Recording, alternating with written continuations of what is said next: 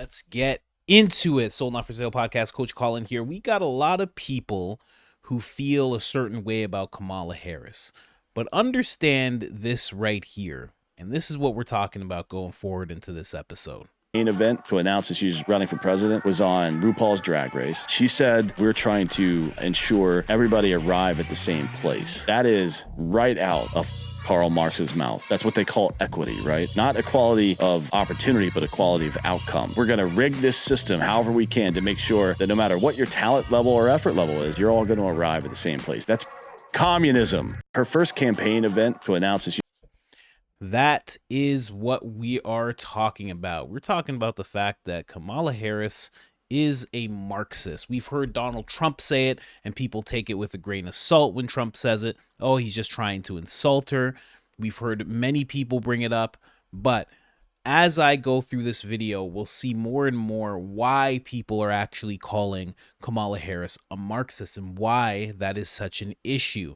Now, we're going to start at one thing that so many people, even myself, have laughed at, but it's been explained by a gentleman named James Lindsay in a different way. And now that I've been reading a book recommended by Ben Carson, I recommend anything that Ben Carson recommends to read that you get, and it's called The Naked Communist. As I go through this book and as I hear what James Lindsay's talking about, I start to see the connection that he's making here, and I think he's dead on. Now, this is what she says that everybody laughs at. Here's Rogan laughing at it himself. What can be unburdened by what has been? Like, she just says it over and over and over again. This isn't real. This is writing. Someone wrote this. It seems like a script. What can be unburdened by what has been? What can be unburdened by what has been? What can be unburdened by what has been? There's no way that lady's a heartbeat away from the president. There's no way. There's no way, but there is a way. And, you know, there are many compilations of Kamala saying this over and over and over again. This is a 4-minute one. You know? We won't go through the whole thing. Don't worry, guys. What can be unburdened by what has been? What can be unburdened by what has been? What can be unburdened by what has been? What can be unburdened by what has been? What we can see, what we believe can be unburdened by what has been. What can be unburdened by what has been. Now, that seems like complete nonsense as she's saying it for the longest time.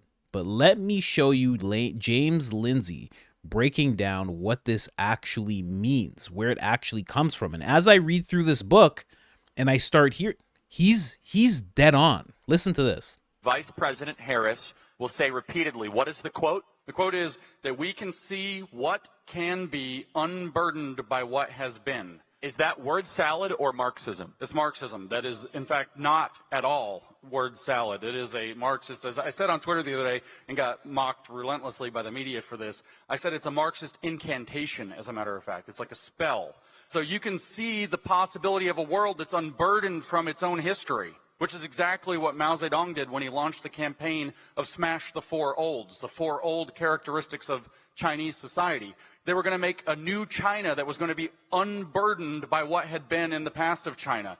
This is what the Soviets, the Bolsheviks, did when they took over power in Russia, is that they were going to make the new Russia. They're going to make the new man, as a matter of fact. People could become unburdened by what has been so that they could see what could possibly be in the terms of a socialist utopia. So, Madam Vice President, when she says that, I assume, given that her father was a Marxist and a professor, I assume she knows what she's saying, and I don't buy her idiot valley speak shtick one bit. I think she's far more smart and far more savvy than conservatives have given her credit for, and she is an outright Marxist. It is very, very clear in her language, and that's what the Democrats want to nominate for president right now, which is kind of horrifying. So, there you have it. Now, I know that sounds very odd, but that is something that Karl Marx wanted to see. Now, in this book, I'm telling you, Ben Carson, best book recommendation that I've had in years. In this book, they actually go through the life of Karl Marx, the man who started this whole thing, who so many people in the United States, throughout North America, look up to and say, oh, he really had something going. He talks about the fact that people needed to forget that they had wages. They needed to forget about the days where they understood that if you worked really, really hard, you'd get a lot of money. And if you didn't work so much, you'd get a little bit. They needed that to be gone. You needed to be unburdened by what has been. So they needed to understand that that was gone. And we're moving forward where everybody gets the exact same. And I was going to put this at the end, but I'll actually put it here. Here's a Karl Marx quote. He says, "For each according to his abilities, to each according to his needs." Now, if you notice in the Kamala Harris clips that I'm going to play for you throughout this episode, she is saying exactly this, but she's saying it in a much different way. She's saying it in a way that's making you feel like she's just a very kind person. And it almost feels like she's fighting for people who are people of color, people from urban communities, people who are downtrodden, poverty-stricken. That's what it sounds like. But in reality, this is what she's actually going for. Now, let's move on in regards to clips. Now we're going to go into Ben Carson. He's going to start talking a little bit about communism, why we need to really stay diligent about it. Let's just get into it. Ben Carson. People who are not legal or political scholars understand what's going on and are not so easily manipulated. We have to recognize that we're being manipulated. And this goes back a long way. There have always been people who have not been happy with the United States and with the way that we do things. And you can go all the way back to 1963 and look at the congressional record. January the 10th, 1963, Congressman Herlong of Florida read into the record the 45 goals of communism in America and how they plan to fundamentally change our society. It was derived from a book called The Naked Communist by W.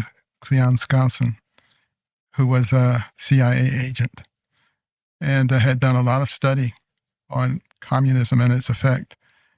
And you look at those 45 goals, it was things like gaining control of the public school system and the teacher unions so that you could indoctrinate the kids, gaining control of the news media and Hollywood so that you could manipulate the opinions of people, denigrating the role of the family, denigrating the role of the church, getting into the churches and changing the real gospel to the social gospel, making sexual perversion normal, natural, and healthy. I mean, just right down the line, all the things. And they're the things that are happening in our society right now. And we, the American people, are the pawns who are being manipulated. And it's one of the reasons that Khrushchev was so confident when he talked to Eisenhower and said that your grandchildren's children will live under our system. We won't have to fight a war because we think we won the Cold War. But they had a much better plan on how to actually change us. And we're falling for it. And we, the American people, have got to wake up before it's too late. And we've got to understand that part of the goal to overcome us is to divide us on the basis of race, age, income, gender, political affiliation, religion. Yeah. Because a house divided against itself cannot stand. Jesus said it. Abraham Lincoln reiterated it. And it's absolutely true. And you look and you see what's happening to our society. You know, we are neighbors and friends and co-workers and colleagues. We are not enemies. And look at the first letter of each of those words. We are not enemies. W-A-N-E, wane. We've allowed hatred and division to wax for a long time. Now it's time to let it wane and come together once again. It's okay to disagree about things. It doesn't make someone your enemy. Just because they have a different yard sign or a different opinion, it doesn't change the fact that that's your neighbor. And you think about the early days in our country when you had communities, sometimes of 50 or 100 families. They came from different areas of the world. In many cases, they could barely talk to each other because they spoke different languages. But they understood a concept called the common good. That's language that you see in much of the writings of our founders. The common good, what's good for all of us, not what's good for the Polish section or the German section or the African section, but what's good for everybody. And that was one of the things that made the difference. You know, if it was harvest time and Mr. Johnson broke his leg, everybody else harvested his crops. They didn't say, are you a Democrat or a Republican? What's your religion? No, they said, you're my neighbor and you need help. That was one of the real strengths of our nation. And we're allowing that to be destroyed. We're being manipulated. And one of the reasons I believe that that's happening is because we are the major obstacle to one world government and one world domination, but we cannot be overcome militarily. So you have to overcome us by destroying us from within. One of the reasons that people talked about the common good and believed that it was important is because they were Christians, and therefore they believed in the moral equality of mankind because every person's created by God. That doesn't seem to be a common view in the way that it was even 20 years ago. And at the same time, the U.S. government seems openly hostile to Christianity, particularly the Biden-Harris administration, replacing Easter with Transvisibility Day, et cetera, putting people in prison for praying in abortion clinics, et cetera, et cetera. Do you notice this hostility toward? Oh, without question. But recognize that that's part of the overall plan of Marxism. Now, Marxism and communism is very anti-religion because they want you to be dependent on government. They don't want you to be dependent on God. And they want you to believe that they have the ultimate say in everything. So naturally, they're going to be anti-religion and anti-God. And it's sad to see, I mean, when you look at television, the way that they mock Christians and Christianity. And you saw all of the protests that occurred recently when the governor of Louisiana said we're going to have the 10 Commandments in the schools. And the governor of Oklahoma and the legislature said we're going to teach Bible and the 10 Commandments. Oh, no, you can't do that. This is horrible. Separation of church and state. You know, the Constitution says nothing about separation of church and state, by the way. That's been distorted tremendously. But I like to ask these people, exactly why don't you want the 10 Commandments to be taught? What is wrong with thou shalt not kill? What's wrong with thou shalt not steal? Thou shalt not commit adultery? Thou shalt not lie? Thou shalt not envy? Honor your parents? What's wrong with those things? What is wrong with those things? If you honor your parents, you always, first off, if you honor God, and then you're honoring your parents because of the word of God, because of these 10 Commandments, then anything that the state puts in front of you, you now have a filter. You look at it and you say, oh, well, I'll check with my parents. You know, California just passed that law where if you're a child and you're working with pronouns, you decide to change your pronouns. The teacher doesn't have to tell your parents. So you and the teacher could have this private relationship, this little secret between the two of you, which is absolutely crazy. You can have that secret between multiple parents. And all of a sudden, you now have this odd relationship, this secret relationship with your teachers. Now, anything that they teach you, you might be a little more receptive to. Now, if there's something else that needs to be hidden between you and the teacher, that's also a possibility. Now, if they all of a sudden started teaching about the 10 Commandments, what would happen? You know, you have to honor your parents. So you'd know that you couldn't get tricked into anything. You'd be honoring God. So there'd be no, well, the state says to do this, and this. You'd be like, well, if that doesn't check out with God, doesn't check out with my parents. Even if it does check out with my parents, it doesn't check out with what I know about the word of God. I'm not going to be doing that. And if you multiply that by millions of people, you don't have a population that can be manipulated all that well. Now, let's get into Kamala Harris a little bit. Listen to what she has to say here. I love that Ben Carson actually does call her a Marxist in the episode. It's earlier in the episode, like right at the beginning. But what he's saying, Marxism is very anti-religion. It's very anti all these establishments. Karl Marx actually said he needed the collapse of all of these systems. And, you know, whether it's the police and he needed it all to collapse so he could emerge as the creator.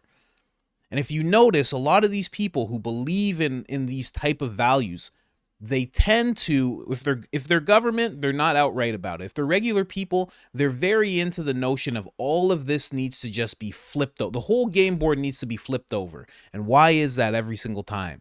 Because they know that when people are picking up the pieces and reestablishing the game board, they're going to scoop up as much as they can and make sure that they're in a position of power. That's what their thought process is. Same goes for these people here. Listen to this. You know, we have to stay woke. Like, everybody needs to be woke. And you can talk about if you're the wokest or woker, but just stay more woke than less woke. Yeah. You know, we have to stay woke. It's sad that she's saying this, but it's also sad that we have allowed the word woke to be this silly thing that we scoff at, when in reality, it's just the 2024 version of Marxists, of communists. That's really what it is. But we've just converted it all to woke. And because we did that, it is fun and it is funny, but it also kind of dulls your senses to who's in front of you when you're using the term woke. Oh, these woke teachers. Imagine you said, oh, these Marxist teachers. All of a sudden it's like, oh, hold on, wait a second. You know?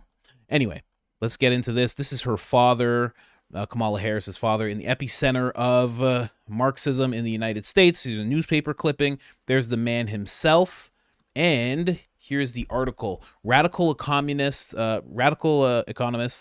visiting economic professor Donald Harris. I got to read it here. It's bigger. Damn, I'm at the age where I need reading glasses.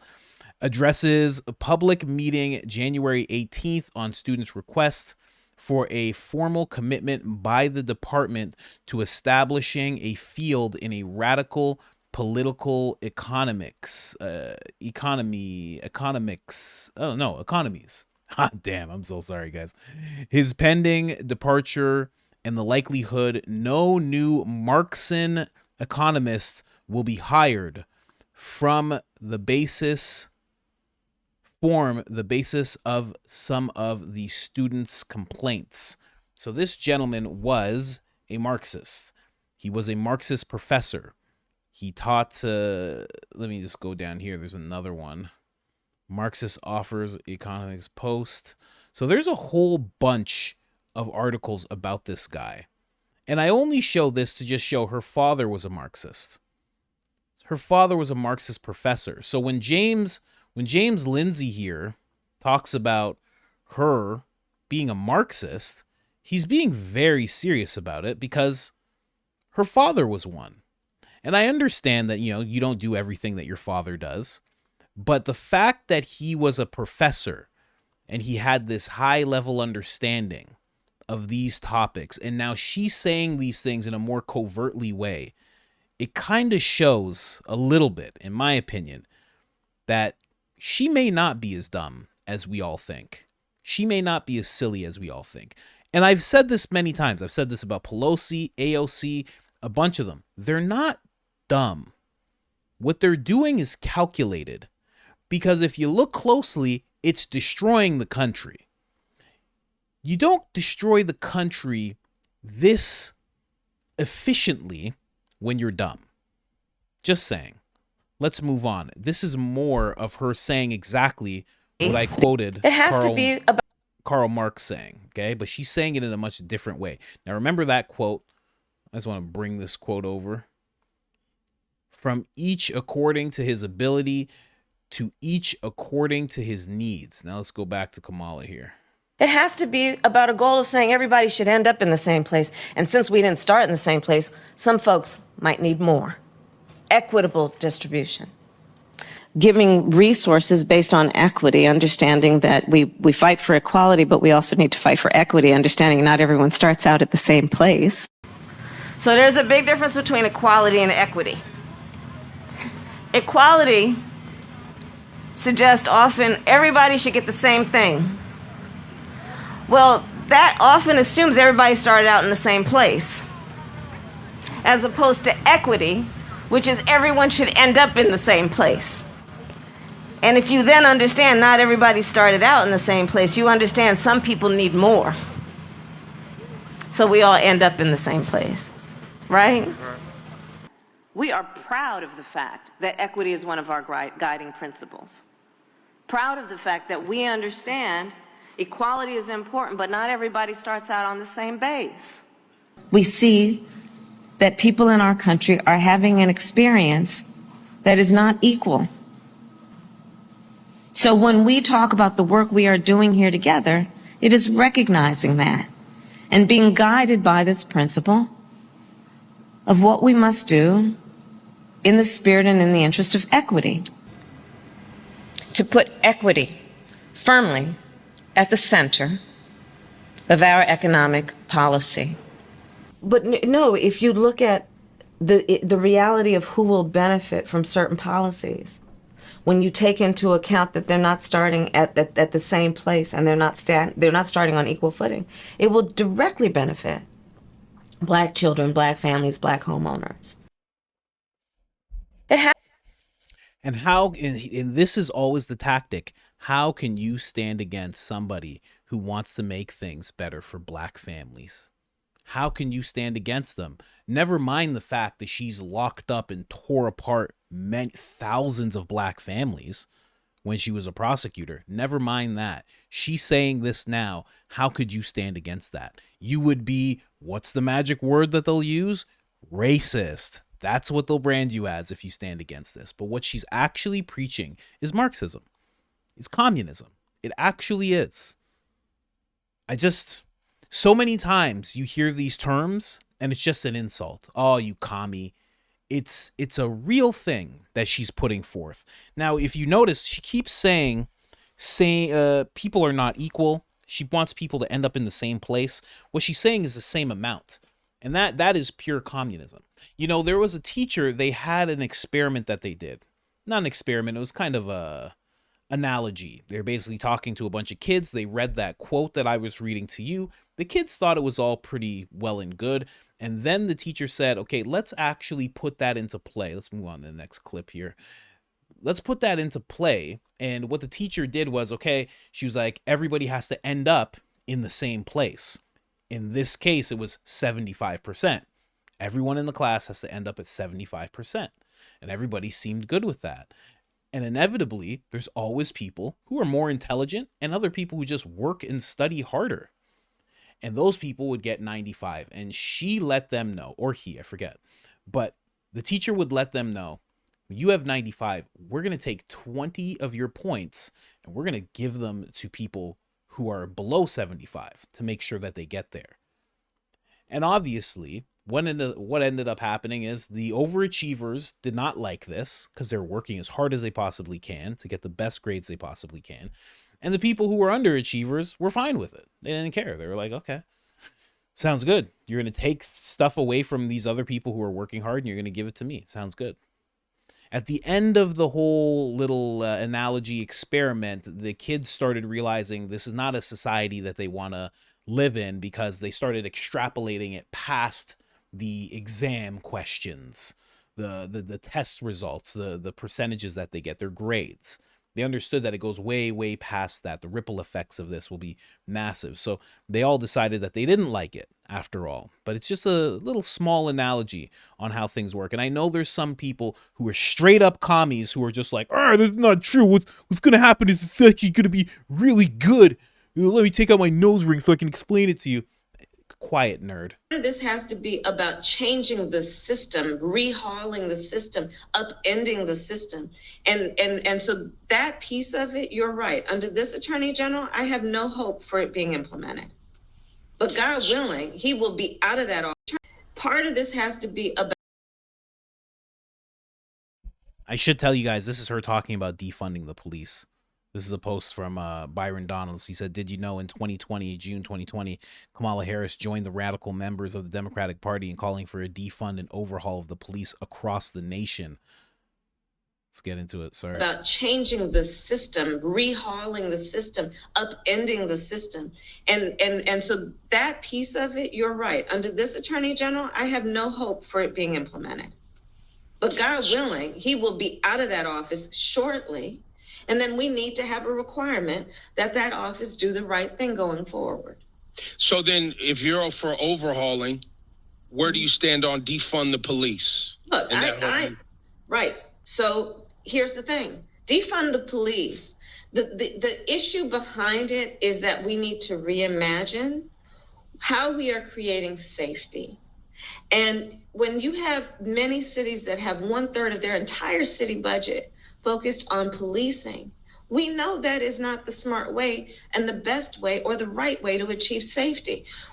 For too long, the status quo thinking has been you get more safety by putting more cops on the street. Well, that's wrong.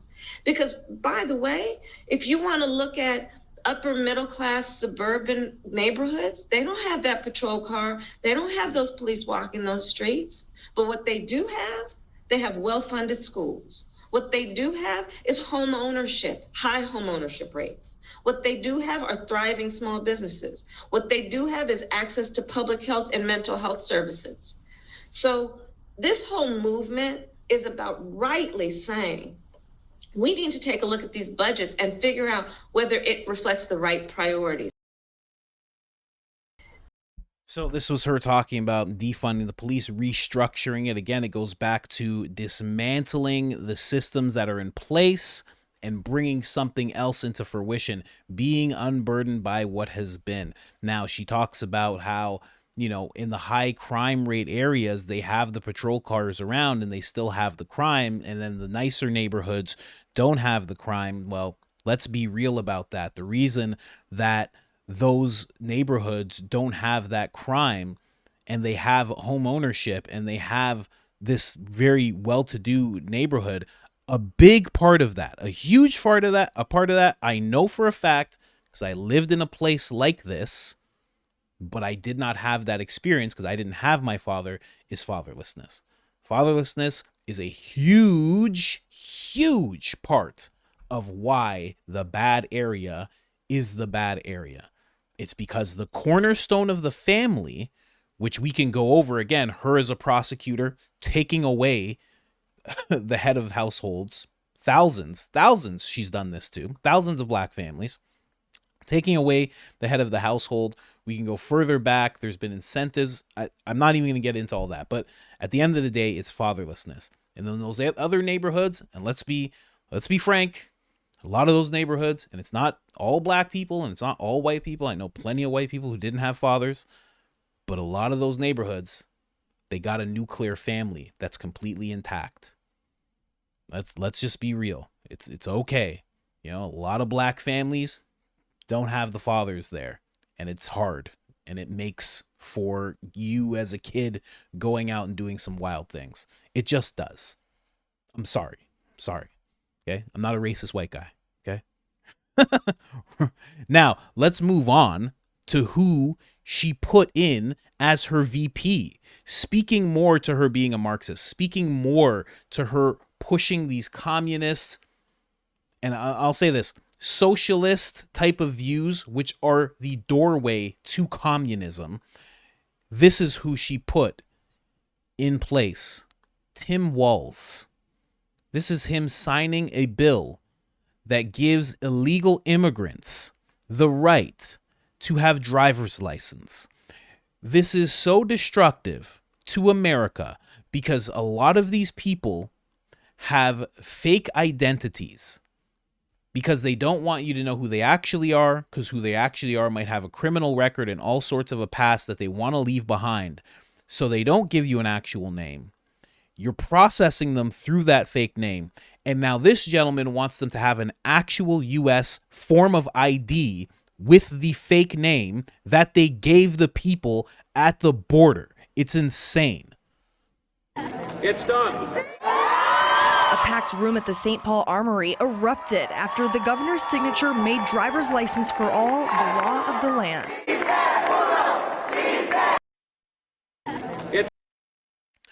Tim Walz. Here's another clip of Tim Walz. You know, he might be a socialist. He might not. Who knows? Who knows? Maybe I'm just making all this up, right? Well, here he is. We can get out there, reach out, make the case. And for one thing, don't ever shy away from our progressive values. One person's socialism is another person's neighborliness. But we can get out there, reach out, make the case. And for one thing, don't ever shy away from our progressive values. One person's socialism is another person's neighborliness. Is another person's neighborliness. That is so true. And I love that he said it that way because that is how they position it. They position it as though I am just fighting for black people. I am just fighting for these people who are in poverty. I'm just fighting for the worker. I'm just fighting for the downtrodden. I'm just fighting for the LGBT. I'm just fighting for insert anyone who's willing to be on my side. That's exactly what they've been doing this whole time. And if you look at what Kamala Harris is doing, that's exactly what she's doing. She claims to be fighting for black people, yet you've watched her lock black people up. She does her announcement that she's running for president on RuPaul's, it's like some kind of drag dress up. I don't know. It's some, I don't know what it is, but it's RuPaul. Drag show. I don't know. They dress up. I don't watch RuPaul. I'm sorry. Surprise. I don't watch RuPaul. I don't know what he does. I'm sorry. I know I hate all this stuff. RuPaul? Whatever. But that's where she announces it. So they make sure to gather up every little minority that there is. Except for white people. Just saying. Let's move on. Because they are becoming a minority, but for some reason, no one's reaching out to them. I just noticed that. This is her VP once again talking. This is him talking about the BLM riots and what he thinks about the BLM riots. This is as they were happening. Listen to this. Society that does not put equity and inclusion at the center of it is certainly going to eventually come to the places where we're at.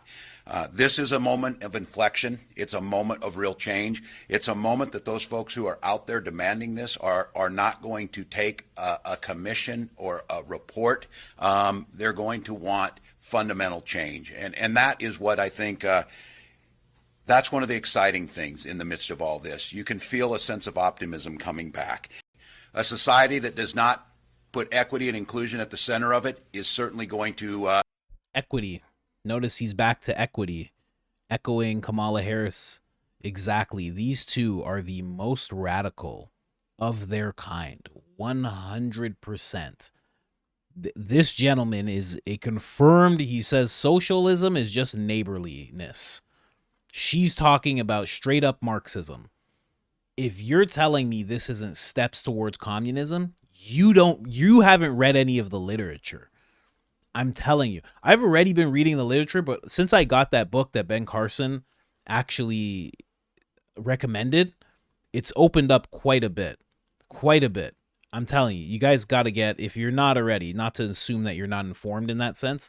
If you don't know about this stuff, you should really start reading about it. It's truly eye-opening. This gentleman is just talking about who Tim Walz is and how he is as a pick for Kamala Harris. Then on the other side too, when we do look at Walz's record, the reality is he presided over the absolute destruction of his biggest city, of Minneapolis, in the summer of 2020, including the ransacking and burning down of a police station, something that is unprecedented in American history. So he presided over this chaos and anarchy and madness. And then Kamala Harris, and this is interesting that these two are now teaming up, of the few people who actually got caught and were going to be prosecuted and punished for that terror, really, that was unleashed upon the Twin Cities, Kamala Harris solicited money to bail those thugs out. So he lets the city burn to the ground. She then bails the cretins out who did it. It's a remarkable. It's almost so absurd it's hard to believe, but it's a remarkable pairing